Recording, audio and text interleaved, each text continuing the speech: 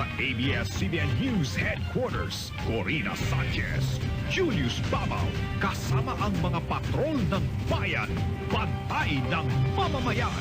Ito ang TV Patrol!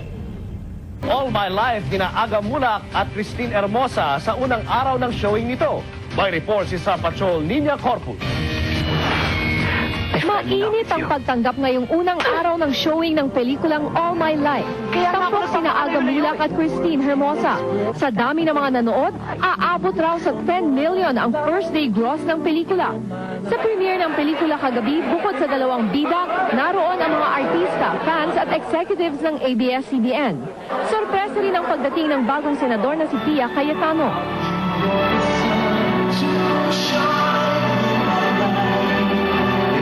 Espesyal ang premiere kagabi. Kinanta muna ni Gary V ang hit song na How Did You Know? Pinag-uusapan ngayon ng mga nakapanood ang ending ng pelikula.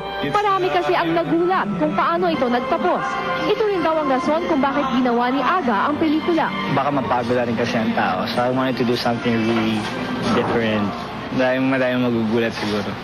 Naiiyak sila, may inspire, matatouch, and magiging hopeful sila in life. Walang duda, ang pelikulang All My Life ang pinaka-romantic na pelikula ng taon. Si Christine ang pinakabatang naging leading lady ni Aga, pero maganda ang